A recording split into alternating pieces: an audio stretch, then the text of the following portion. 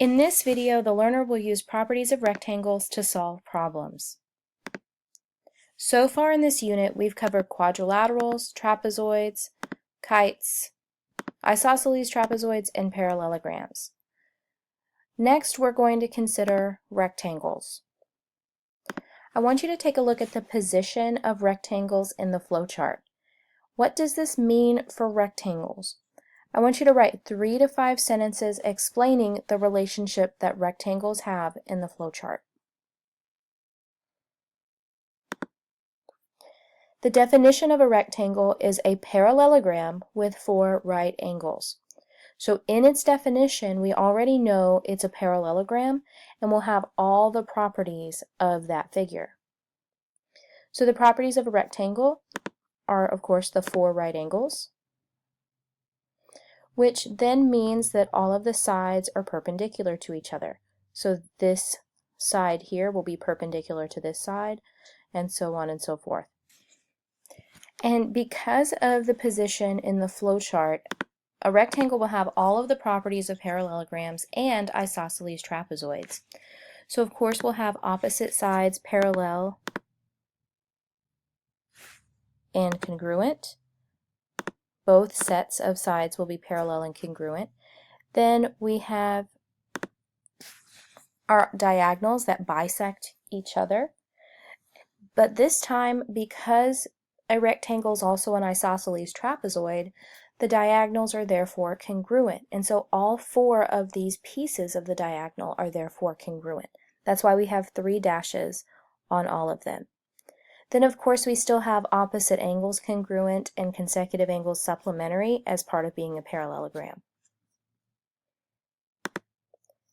Here we have quadrilateral MNOP, and we're told that it's a rectangle. The measure of MO is 2x minus 8, and the measure of NP is 26. Find the value of x. So because a rectangle has the same properties as an isosceles trapezoid, the diagonals will be congruent. Therefore, we know the measure of MO is going to be equal to the measure of NP.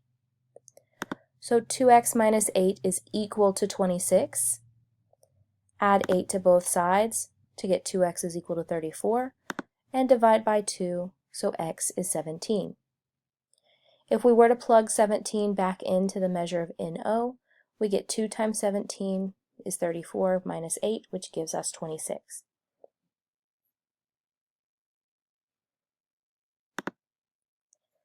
I want you guys to try these questions, A through F, for this rectangle WXYZ. Next, we have a coordinate geometry rectangle. We want to prove that the figure is a rectangle. In order to do this, we have to prove that it's both a parallelogram and an isosceles trapezoid, because we know rectangles have both of those properties. So first, we're going to prove it's a parallelogram, and we'll do that using the property that opposite sides are congruent. So once we find all of the side lengths, and we can do that using Pythagorean theorem or using our distance formula. So we can now see that PQ is congruent to RS because they both have a measure of the square root of 52. PS and QR both have a measure of the square root of 13, so those are going to be congruent. So now we know that opposite sides are congruent. Therefore, we know PQRS is a parallelogram. Now we need to prove it's an isosceles trapezoid.